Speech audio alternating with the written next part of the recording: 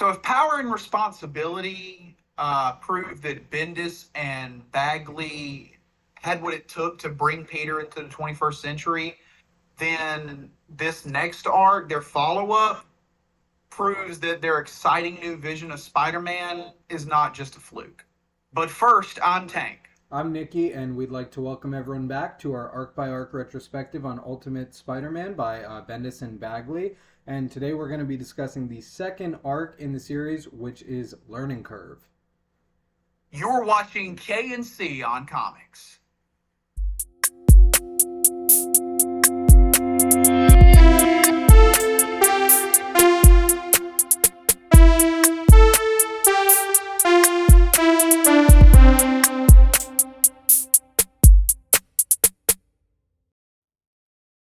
So yeah, welcome back, guys. Hope that you watched our first video. If not, you've got time now to go check it out on the channel. Like I said, last time we covered the first 7-ish issues of the series, right, Tank? Yep, that's right. Yeah, and today we're looking at 8 through 13, which is the second arc. This one is really exciting for me to get to talk about because while I was like super on board and excited with those first issues, this group of chapters is where you really start getting into the meat and potatoes of some of the relationships and character dynamics that were set up in that first one. Yeah, I couldn't have said it better myself, honestly, dude. You're cracking me up.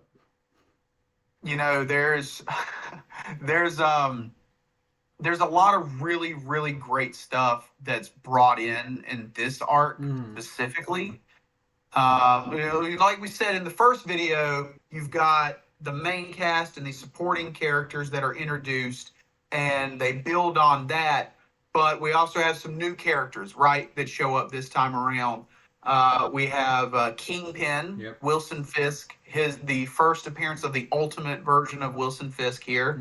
The first appearance of Ultimate Electro, who is a very fun version, I think, of that character.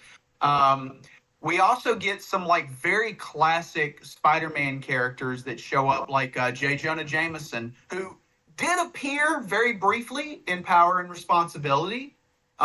Just a couple of panels there. Right after Peter decides to, accept the great power comes great responsibility, and those few little acts that he does before he fights Goblin in the first arc, you see Jameson and Robertson in the Daily Bugle very briefly. But we actually meet the characters. Peter meets these characters this time around, and Ben Urich, who is a character that shows up a lot in the future, much like Jameson does. And then the Enforcers, we get the Enforcers this time around as well. They work for the Kingpin. And there's another character, Dr. Bradley, who plays not necessarily significant role in this arc, but a role that becomes more significant later on. She's kind of our point of view intro to the S.H.I.E.L.D. side of the Ultimate Universe, at least so far as it concerns Spider-Man. We're going to have a few arcs coming up where Nick Fury and the rest of S.H.I.E.L.D. play a really big, important part of it, and while you don't get to see their presence yet, it's nice looking back later on and realizing, oh, their hand and their presence was in this series as early as, I think it's issue 10 that she comes in and has kind of an uncomfortable talk with Peter. Going through those list of characters that you just explained to us, I think that having the dual villain introductions of a couple characters that are going to be here for a while, being Kingpin and Electro, is nice because you get one setup that's kind of a jokey. I mean, he's Electro, right? He's always been a B, C tier character. There's some menace to him. He's the first like really powered character that you fight. But having him come in alongside Kingpin, who we're going to spend a lot of time with in this series, is nice. They're building out a rogues gallery and a kind of a deep bench of characters. So you want to start us off maybe talking about Kingpin? Yeah, so Kingpin, right? Wilson Fisk. To anyone that even has a vague sense of Marvel Comics, like if you've seen like the Spider-Man cartoon in the 90s or watched the Netflix Daredevil series or Even seen the Ben Affleck movie, which I think is underrated. Kingpin is a character that has a very strong presence in Marvel Comics. He's very much a behind the scenes puppet master in a lot of stories, especially a lot of Spider Man stories. He was a major part of the animated series. And in Spider-Man comics, especially in the Amazing and 616, Kingpin first appears as a Spider-Man villain. It wasn't until later that he became more associated with Daredevil, and that was really Frank Miller that did that. Yeah, I was going to bring up that this characterization feels very much colored by the Miller Daredevil stuff, right? He's immediately to be taken a lot more seriously than kind of like the week by week Yeah, serial villain, like, oh, the guy up in the tower, he still is that, but he carries with him immediately the level of menace that you associate with him post that yeah, Miller run. Spider-Man's and talking about you're selling drugs to children. He's trying to find yeah, Peter's identity, and when he realizes in this arc that he's probably a 15-year-old, that isn't something that he's like, oh, I'll leave this kid alone. He's still like, I'm going to find him, beat him, break him, throw him out the window. He says, leave me as a exactly, sidewalk painting, right? exactly. And and see another thing that, and I'm glad you sort of touched is much like most of the Ultimate Universe, Kingpin is much more grounded Mm-hmm. here. It's a much more, um, I hate the term realistic when it comes to comics, but I guess that is a good way to describe him here. Is that this version of Kingpin is again, it's very much influenced by Miller's the way that he wrote Kingpin. It's not, early Kingpin in the comics and main 616 and animated series. There was that sort of menace, that sort of crime lord thing about it, but it was more science fiction-y. He had like a cane with a laser in it, kind of stuff. Very very Bond villain-esque in the way that he operated. And here, and again, in the way that Miller wrote him as well, here Bendis sort of takes this characterization of a much more grounded character. This guy's involved in drugs, and it's sort of like more of a classic mob boss type role that he plays, but also he sort of has this kind of facade of like a public, benefactor figure, which again is not something that readers are unfamiliar with in the real world, Mm-hmm. right? It's something that you can see in the comic as, oh, this is Bendis once again writing a character in a way that feels like an authentic human being that could exist in the real world. Mm-hmm. And he takes this very fantastic classic villain and again brings him right into the forefront of this modern, updated, very textural, very real world that he's creating around Peter Parker. So yeah, so Kingpin here and he's a great villain for Spider-Man in a lot of ways, as we'll talk about more in this video, especially in that he motivates Peter to be better in a lot of ways because of this very different kind of villain. This isn't a guy throwing fireballs at him.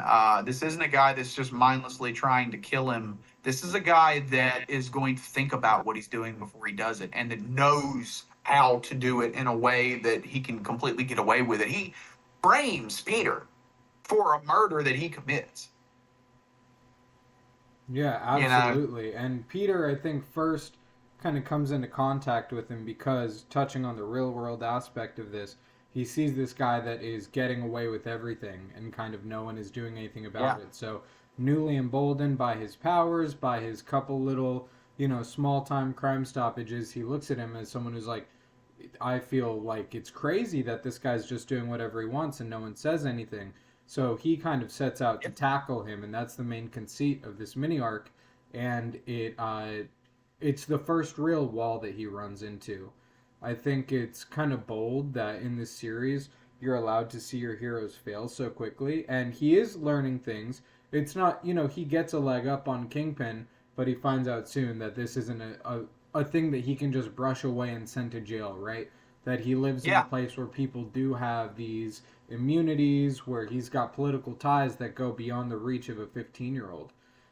Exactly. And the level of frustration that comes from that for Peter is married with these very 15-year-old kind of things that he's dealing with, right? While he's looking at this larger than life crime boss, he's also figuring out, how do I ask out the girl that I like? How do I help my family member with this recent loss that we've suffered? And immediately following those first 7 issues, you've got a very full world, a character that things are moving around him, other people have emotions that he has to deal with, and it's not a world that is just waiting for him to sit and make his next move, right? He's got to kind of keep up with it. And that actually is a great way to transition to the next character, which is Jameson, I think.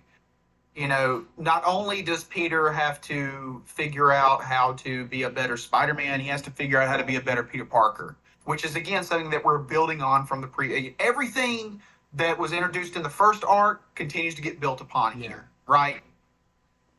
So Bendis writes Peter, you know, he needs money.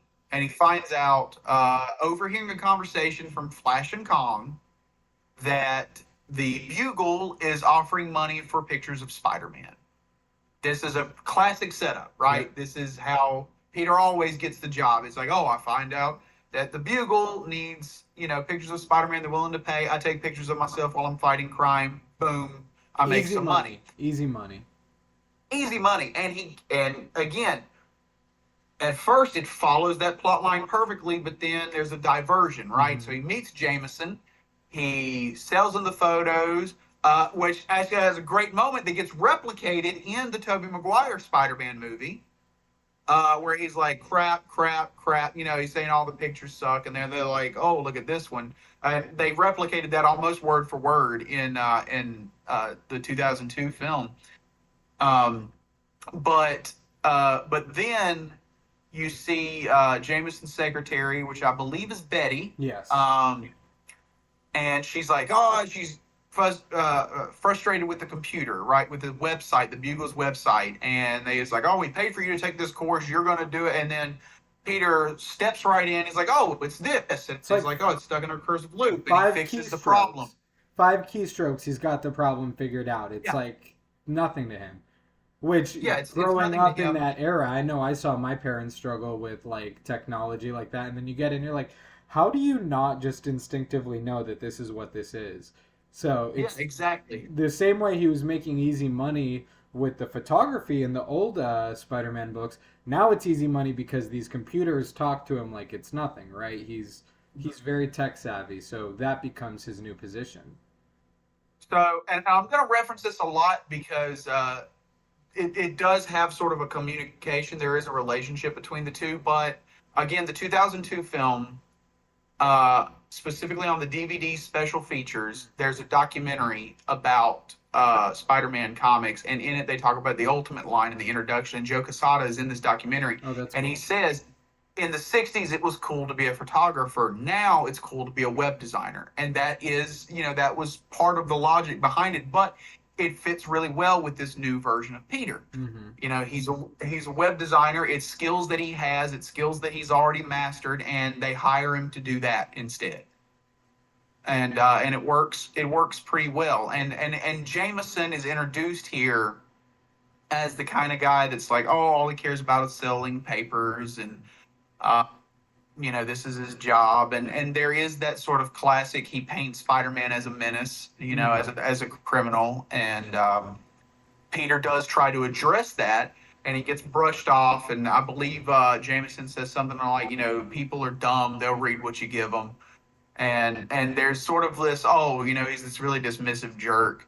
But Jameson is yet another character in the Ultimate Spider-Man series that you find out there's a lot more to him than what meets the eye initially. They start hinting at it as early as this, the kind of respect that he has for Peter that he can't come out and say due to his nature. Yeah. It's really effective, I think. He becomes, you know, I don't want to say every time someone comes up in this, oh, later on, this is really going to pay off. but it just speaks to the foresight with which this book was written.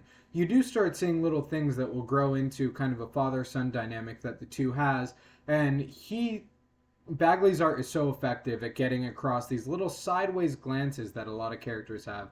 You'll have these with Mary Jane a lot in this arc, little ways that Aunt May will look at him, will communicate a lot more than a text bubble could, fully taking advantage of the medium.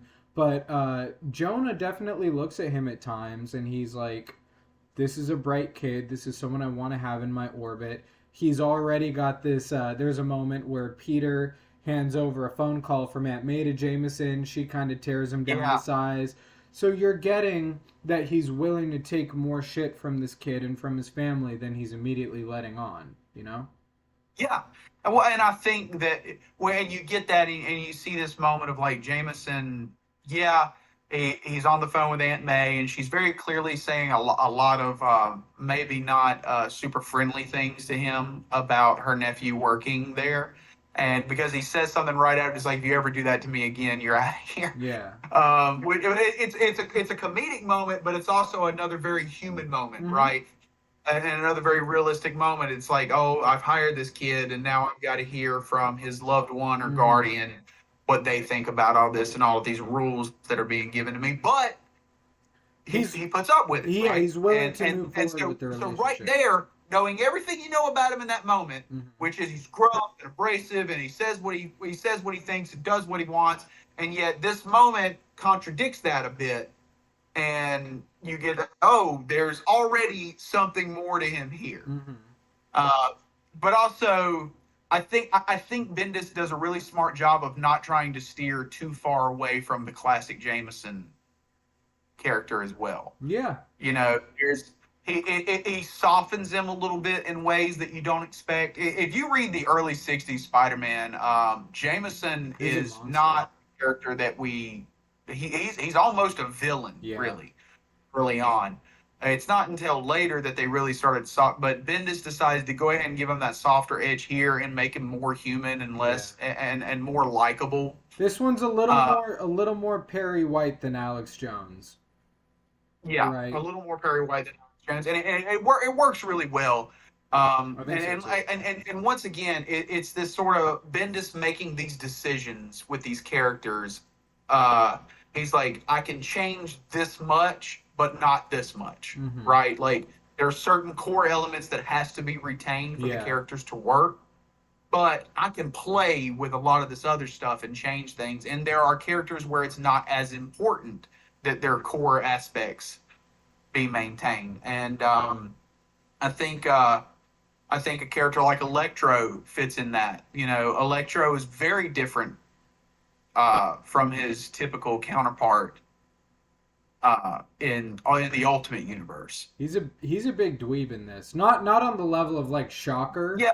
But he's immediately someone that is kind of not to be taken totally seriously, which gets contrasted really effectively against the Kingpin. He's a guy that can be taken out in an issue and pop back up later with a little more control over his powers, a little something else. Maybe he's got blue eyes next time, a little more like lightning coming out of him. But you agree with me, I think, that he's not presented as like a massive threat. He's kind of like a fun thing to be dealt with in like a cool... They've got him in a cool setting for their fight too, right? He's a threat. You don't want to underestimate him, but it's clear that if Peter's thinking he can handle him, because now at first he does get kind of, whacked by him. Yeah. Because when he first faces Kingpin, that's how he gets initially taken out. Is Electro, kind of hits him and knocks him out, and then that's Kingpin unmasks him, which is a big moment. This is it's something that in the 616 universe would have ended everything. Him being unmasked by Kingpin. But here, Bendis approaches it as, well, why would Kingpin know who this kid is? Yeah. He wouldn't. To him, he takes him off. He just looks like a kid. And he's like, all right, toss him out the window. He's some 15-year-old is literally what they say. He's just some 15-year-old. Or they think he's in that range. Yeah. Yeah. And to Kingpin, it's not as much of a big deal. But to Peter, it's like, oh, this was a humiliating moment for me. He's like, this is like the worst thing that can happen to a superhero is I got my mask taken and I was nearly killed. And, and again, it shows the different levels of where they are in their, Kingpin's up here and Peter's just starting out. Peter comes at it cocky. He thinks, oh, I took out this big monster at the school and I did all these great things and I can sure take out this chubby dude that lives in a penthouse. And it's like, no, I'm not prepared for this rules. At all. Not at all. The nice thing that you get from this kind of first massive defeat at the hands of the Kingpin is that every defeat for Peter is a way to learn and grow, right? Yes. He kind of takes something out of every loss and builds a little bit. This is a young kid. He does this in his love life sometimes as well, right? Oh, that approach didn't work. Yeah. I can't use that excuse. Same with May. I can't tell her this again. So he's kind of, when you and I were discussing Ultimate back when I was reading it for the first time, I think we spoke about this in terms of he's building a toolkit, right? The same way that like Batman has his utility belt, which is something that he's got, different solutions for any problem that might come up. He's getting through his losses, but he's kind of building that utility belt with wealth and with gadgetry and with all this. Peter's a poor kid in Queens. So the way that he's building his toolkit is saying, okay, I got my ass beat that time. Here's what I'm going to do. I'm going to use my brains more. I'm going to say, I've been too focused on being, roguish and a brawler and thinking that I can punch everything. Well, I just met these 3 really big, strong guys and a lightning guy, and I can't just punch all of that away. So he goes, and to his toolkit he adds, let me think through this, right? We already learn in the first part that we talked about last week, the opening 7 issues, Bendis has decided that he's a character that's going to use comedy and his wit as a way to keep himself from feeling too afraid. Well, it's also something that he's put in his toolkit. He fights Kingpin for the second time in this thing, and he shows up with a list of jokes written out to make it Kingpin's expense. And he uses them in an affirmative and pointed way, and they work. So while he doesn't have this money or this gadgetry that Bruce has outside of his web slingers, he's got these jokes and he applies them. He's got his brains. He's got the ability to go in and hack into a computer. He's got the ability to study the layout of a building and know when to turn power off to make his escape. So every defeat, not to go too long on this, I just think it's a fascinating way to reward viewers coming back month after month to a comic book. You know that the thing that you're reading isn't just going to be forgot about because these are characters that think and remember and grow. Yeah, definitely. And you also see Peter, he flips the script on Kingpin that way, because he starts out that he's the one that dives in head first, not thinking, and gets his butt handed to him, and then later he's able to enrage Kingpin to the point that he's the one diving in head first and not thinking, and he's able to get advantage of him that way. And it's really smart, and it's really a great way to write a character too, by taking these building blocks and going, okay, how can I add this and teach him this little lesson? Like, I can get here with that. I can make him a smarter Spider-Man. Peter's intelligence is a big part of his character. It's a core principle of his character. And how does he use it here? And Bendis is thinking about that. He's thinking about, not only do I want to have these core principles, not only do I want to play with this, but I've got to think about new and creative ways to incorporate that intelligence, to incorporate that agility, to incorporate, different things that are big elements of Spider-Man that Bendis is thinking about. Boom, that's how I incorporate that. Boom, that's how, this is why he makes jokes. This is how he makes jokes. This is how he uses his spider sense or whatever, And there's a moment in this, right, where Peter is still figuring out what that spider sense thing is. He goes, there's that tingling in the back of my head. I know it means something, He's figuring it out. And Bagley draws it in a way that you can, sometimes you don't even need Bendis's words to figure out what's going on. Sure. Like that last panel in either the first or second issue, right, of the Kingpin behind Spider-Man, and it's just like, oh, you already know it's going to go bad. Yeah. You can already feel it, and it Bagley really communicates that well through his art. So we've gone through some of the moments and characters here. Why don't we just go ahead and give a rundown of the narrative of this, just so people know when we're talking about these things, what actually happens in this stretch. If the first 7 issues was how he gets his powers, how he loses Ben, and where we're going forward, what happens in this second arc? In the second arc, it's how he develops his abilities, right? This is, that's so he's got his powers, he's figured them out, at least how to use them at the base level. Now he's got to figure out how to apply them. And he wakes up when he has a nightmare, right? He has a nightmare about Uncle Ben, and he goes to his new job at the Daily Bugle, and he's using the computer in their research, and he finds out that the guy that shot Uncle Ben worked for this organization that is headed by Wilson Fisk, the Kingpin. Good a time as any to say Ben's ghost hangs heavy over this whole stretch. Yes. Yeah. His body may be gone, but his presence very much remains in this narrative, right? He's still felt. Yeah. So you're saying Peter's got a lead on this guy. Yeah. And he asks Ben Urich, I believe, or no, Robbie Robertson. He asks Robbie Robertson.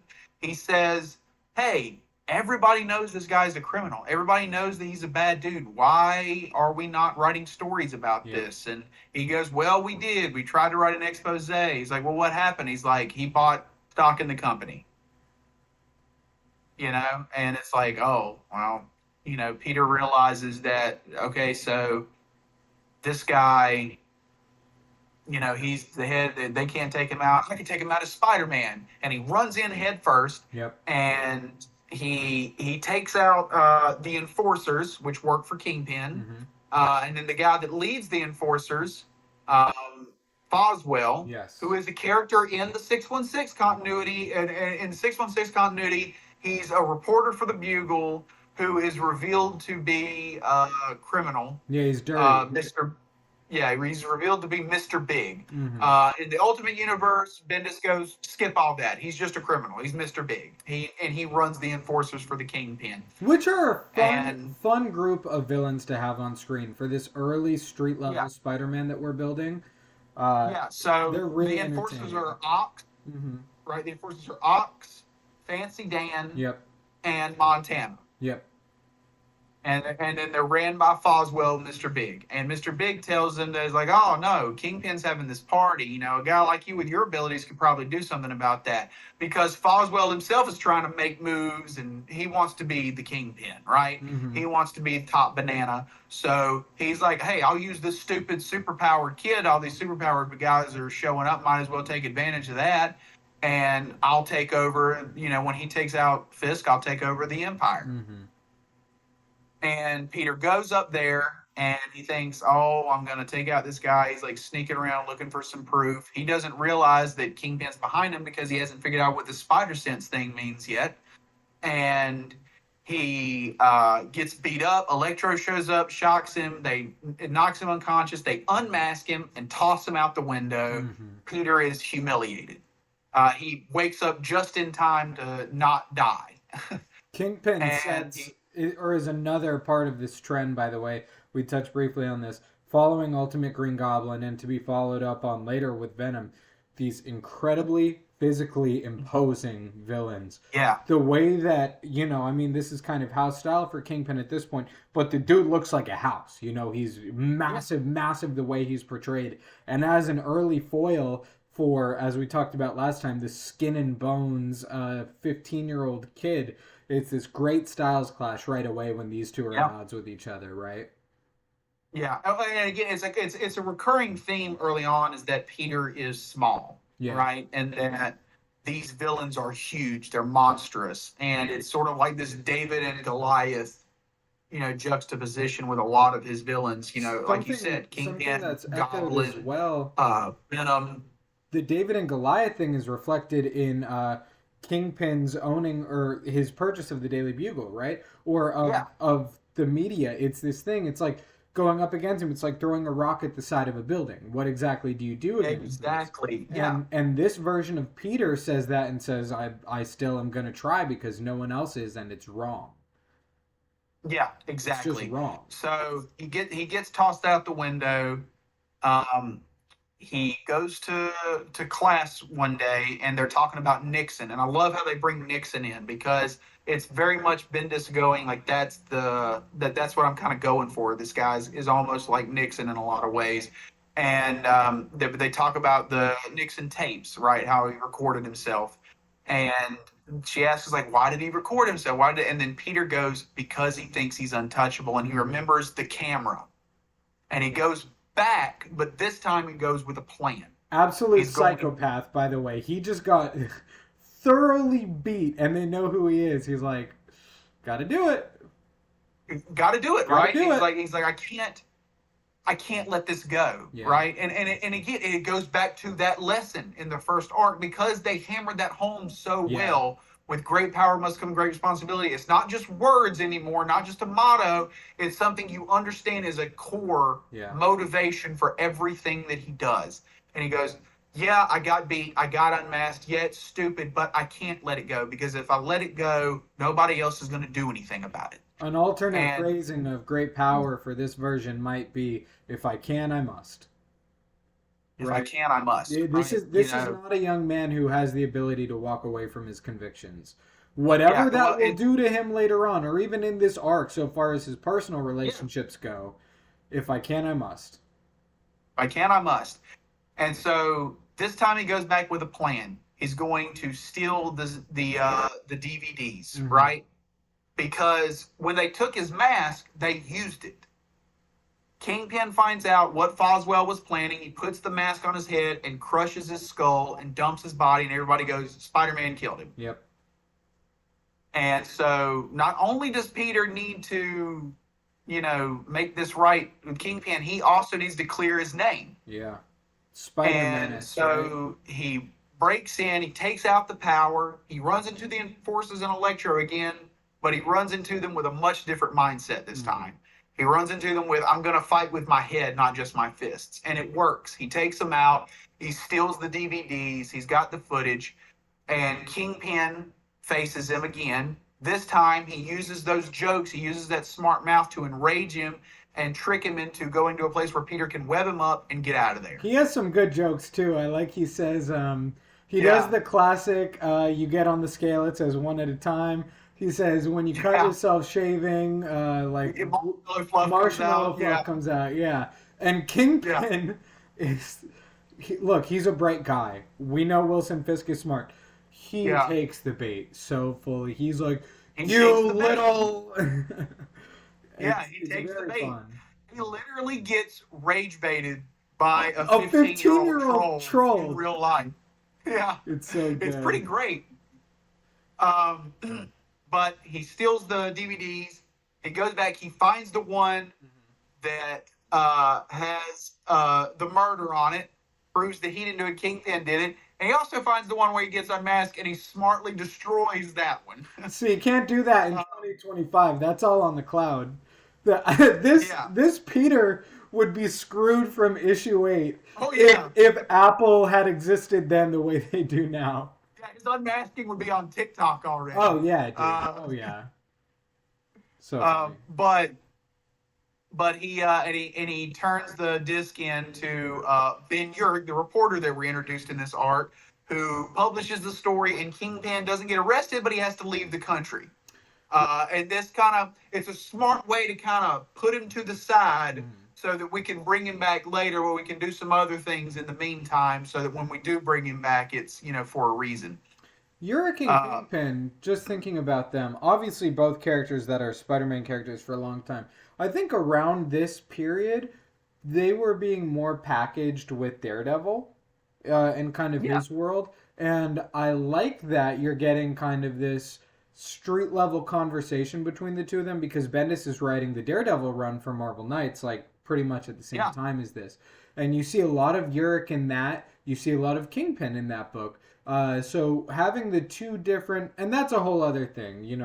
Bendis' Yeah. Daredevil is to be talked about at a later date. But Bendis clearly has a good time writing these characters whose drama centers around, tabloids and kind of back Yeah. alley deals, shady reporters, their relationship with power, all that.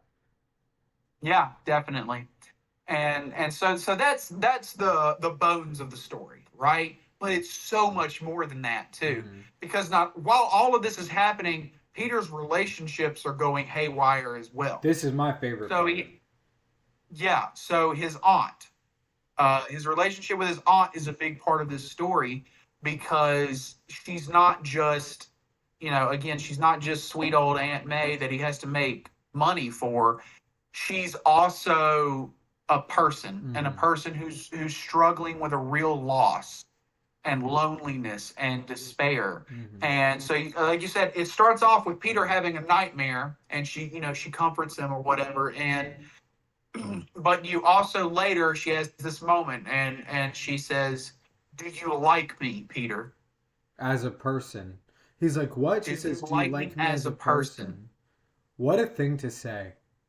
Yeah, and he goes, it's just us. It's just us together. We're all that there is. I know exactly what she means when she says that too. And when I was reading it for my first time, which again was very recent, this was not a book that I've had forever like you. As an adult, Right. with whatever experiences I have, it's like, okay, there are people in my life that I know they love me, but love is a different thing from like. I've asked people this question before of like, I know you love me. Do you like me? Like, do you enjoy spending time with me? And to see this Yeah. woman written who isn't like, a neurotic, whatever guy my age, is a woman who's been through the ringer, who's lost family, who is the one that supports this kid, who raises this kid. For her to ask him that, to kind of like lay her hands out and show her like it's crazy writing. It's It is. crazy It writing. really is. And It's very she, vulnerable writing too. yeah, she from that moment, Because the not a rest of it was never the same for me. I was always like, oh, I love you. You are to be protected. Yeah, exactly. And again, and you got to know that like Bendis had to have felt those things Yeah, as well. Like it's such a thing that a human feels. Like, yeah. do these people that love me really like me? Do they even like being around? And then she says that you're never around, and that's another moment for Oh, Peter that there's a cost to choosing responsibility. mm, It's not just a responsibility to New York or to saving people or to using his powers. He still has a responsibility to the people in his life mm-hmm. that care about him, that love him, that he loves as well. And there's a moment there, and which I think is also another great way to talk about another consequence of Spider-Man that we face in this story, which is MJ. Liz Allen. Oh, Liz Allen. Yeah. Yeah, She's got a bit of a complex building. she does. She's So you got had to. that It's moment. She's like, "Can we just justified. stop talking about Spider-Man?" So there's Yeah. something going on. She doesn't like Spider-Man, and you see Peter's reaction, like, "Oh no!" Like, and then uh, the Dr. Bradley scene, which again we later find out is a Shield thing, but Mm-hmm.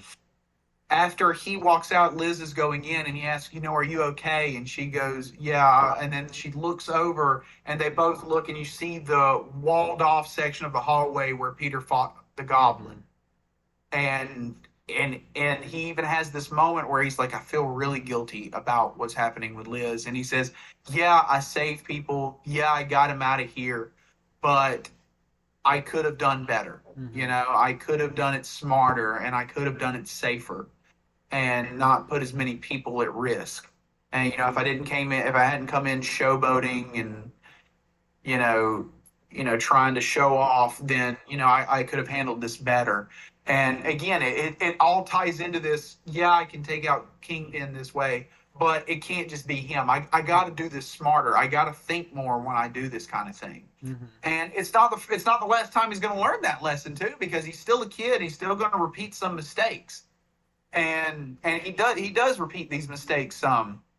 But he does learn. He gets a little better each time, which is important because you don't want them to just immediately go, okay, I know how to do this now. I'm never going to have that problem again, because that's not real. It's That's not not real, not authentic. compelling. No, it's not compelling. Liz You is want him to make a similar mistake again. Mm-hmm. Liz because also that's what people do. Liz is dealing with something that the larger world is dealing with, which we start seeing a little bit here, but it's this growing phobia, right? So the Ultimate Universe, as it's set up, with Spider-Man as its flagship book, this is a world that was pretty close to ours at the outset of it, at least from what everyone knows. And then all of a sudden, in this new universe, they start seeing mutants pop up. They see costumed, superpowered heroes. Kind of all these instances are happening at once. The formation of the Ultimates. Thor is here. We have to confront the fact that there are gods now. There are people on different evolutionary tracks from us. And Liz is completely overwhelmed by it. As are other individuals. You see lines like Kingpin is like, I'm getting real tired of these costumed individuals that are popping up. Electro, too, with his power. Spider-Man's like, are you one of these new mutates that are going around? Anything like that? So the world is getting kind of overwhelmed by this new shift in the status quo and this change from just like a regular world into like a being where on your way to the grocery store you've got to contend with gods and dudes with lightning powers and all of this, and a lot of them are just getting overwhelmed, right? And it sets up a New York City that is very on edge all the time. And I think the Liz situation and her kind of predisposition against people is something that, so Peter starts to feel, as like a lot of us feel, is like, oh, the world is so against me. Everything's going wrong. The world kind of is against him, right? Even because everyone's on edge with all of the stuff that's happening. He's reading a newspaper at a stand at one point, and the guy's like, you know the part that I'm talking about? Where he's like... he's like, hey, you gonna pay for that? You know, it's in a library. Yeah, so everyone is kind of on edge and against him.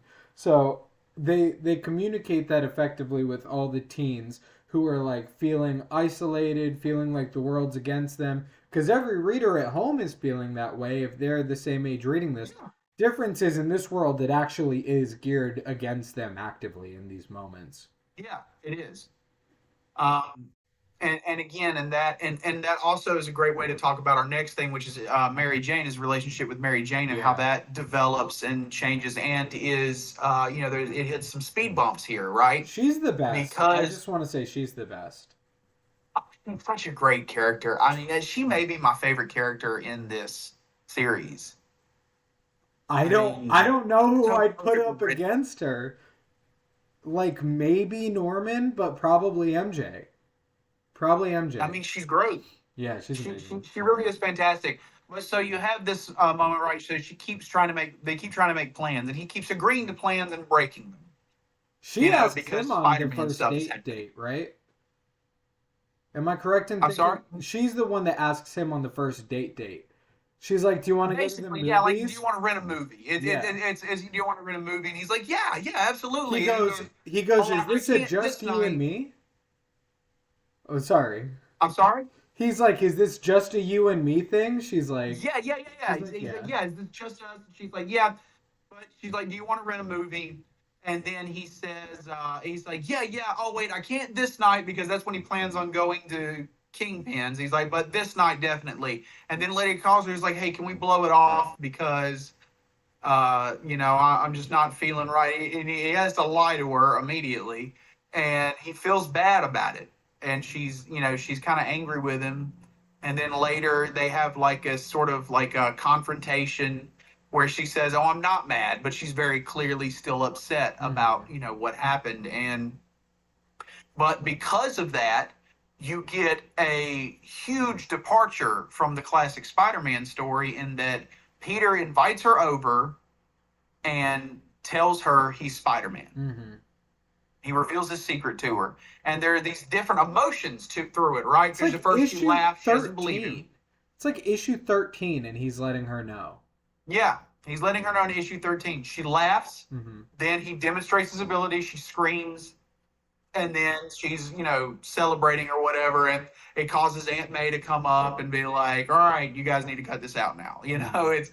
she's trying to govern these teenagers, and there's this really great, mother son moment between her and Peter, right? Do you know about it? And he's like, yes, Ben So talked to funny. me, and he's like, oh my God, please stop talking. And it's great, but it's very human and very relatable too, right? When you're young, everybody remembers that, being young and your parents like, hey, we got to talk about this. You're like, oh God, please no, please. You're like, I already learned this on the bus. You can go do something else.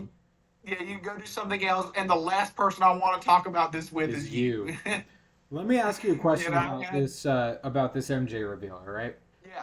And I want to preface this by saying it's a non-issue because this was done so early in the book that he doesn't know everything that he would learn later. So him revealing this at the outset actually works to the great benefit of the book.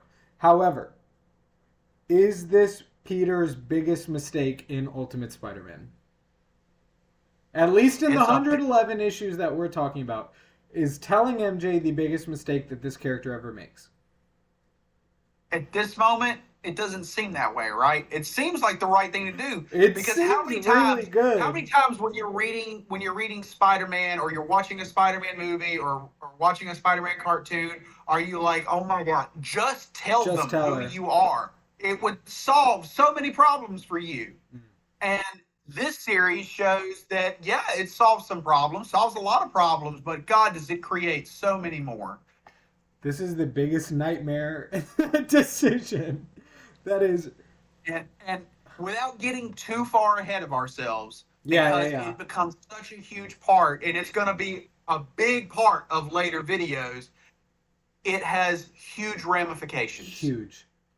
On both of their lives. Like you said. On both of their lives. Like you said. Not just both of their lives. Everybody in their lives. Everybody in their lives. I'm with you in that I think it's best to not go too into this right now.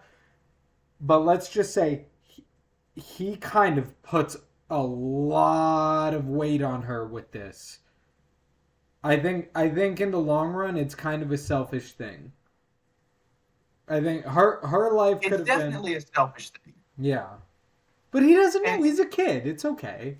He's a kid. He doesn't know he's being selfish in this moment. He thinks, in his mind, he's like, I've been selfish. Yeah. This is how I'm going to be unselfish, because there's this thing I'm really worried about people knowing about, but I can tell her because I love her, right? And there's this really beautiful moment between them when they're about to kiss. And it's just like, you feel the magnetism between them. It's so good. And Bagley, it's almost like he draws it, right? Like, because it's just their heads and there's just these colors behind them. It's like this aura behind them that's like pulling them together. And It's like, wow, you're really rooting for them right off the bat. You're rooting for them. You need them to be together, not because they're Peter and MJ, but because they're meant to be together. Yeah. You see that immediately with Bendis's writing and Bagley's art.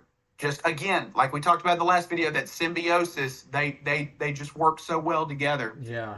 Despite everything that the modern 616 has made you, or has done to make you not want these two to be together because they hate money and they hate their fans, at this point in time, this comic is perfect at you being like, yes, forever, you two, yes. Yeah.